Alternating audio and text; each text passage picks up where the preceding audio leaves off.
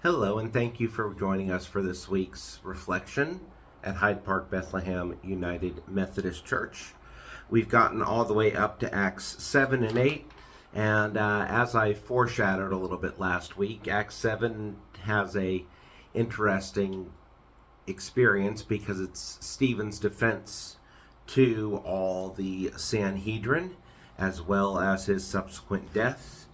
And then we move a little bit outside of Jerusalem with following the apostle Philip as he travels around.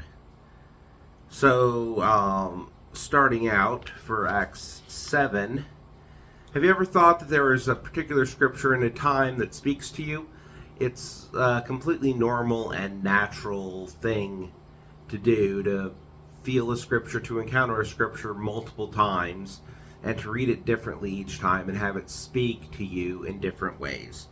Now, I've always thought that this particular passage is really laid out first for pastors because, let's face it, Stephen gives a really ineffective sermon here. While his sermon is full of truth and calling out what needs to be called out in injustice before the Sanhedrin, it's ultimately ineffective in preserving his life and results in the most negative outcome possible.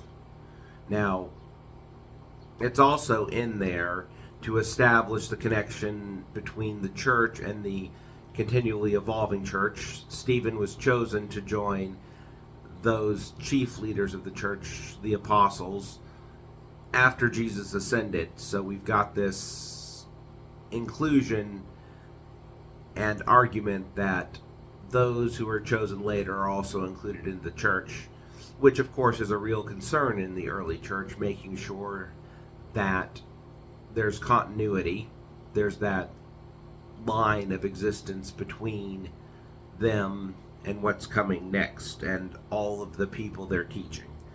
So here we get that argument laid out first in Stephen's actions and then him being persecuted just as the original apostles were persecuted. Now,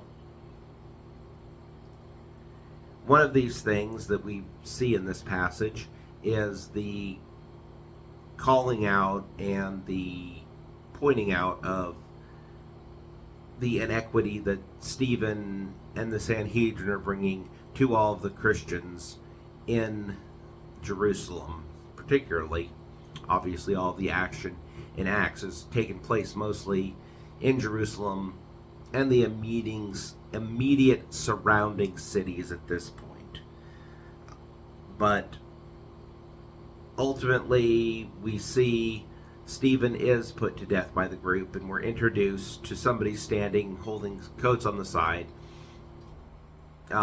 This minor Saul character, I'm sure we'll encounter him later as well. But then immediately after this, we see that the mission of the church leaving Jerusalem, leaving its immediate aftermath. And here it's important to note that in Luke, there was a command to stay there in Jerusalem until Jesus met. And we know that Jesus came, met the disciples again, and then ascended into heaven in Acts.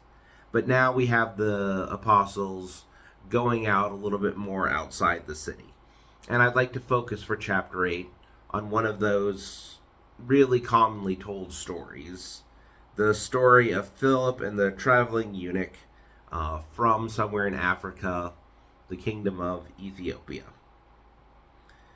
Now, when we read this passage, we need to note that historically, a lot of the places today might have the same names, but they're not exact reflections.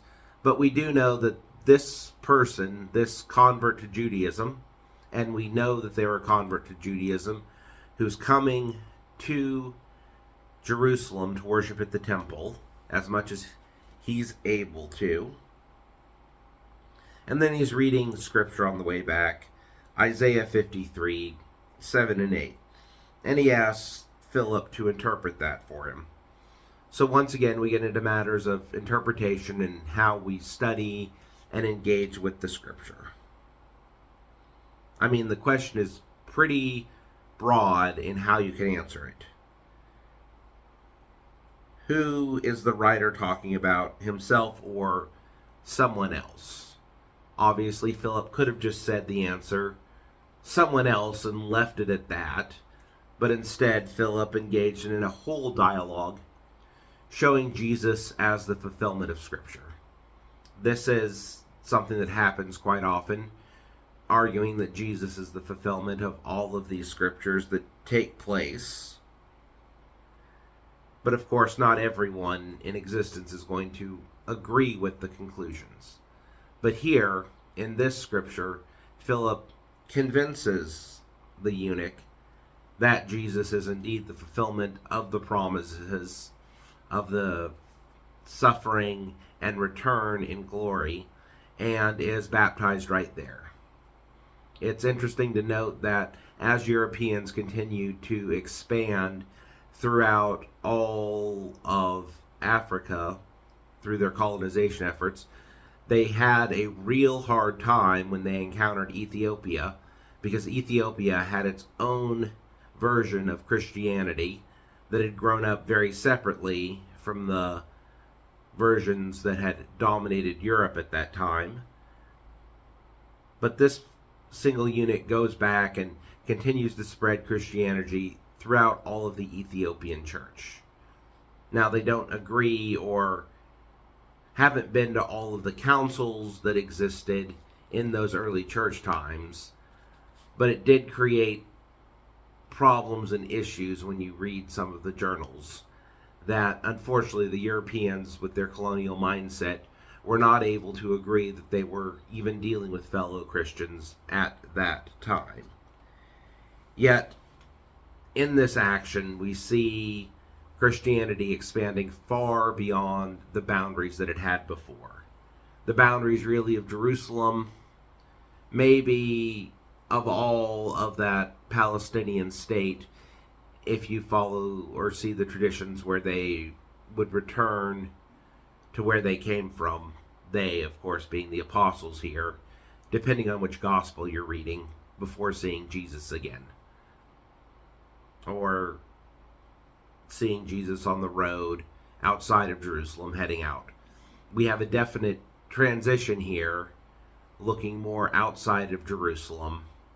And it's going to be several more chapters, in fact, before we even come back to Jerusalem as a city. So for the next several weeks, we're going to be looking at the early church, those leaders in the early church, as they start to expand outside the founding city and engage in the exact same works that they're doing in other places. So I hope you'll join us next week, and I hope you have a good rest of this week, and we'll see you next week to continue on our story of looking through Acts.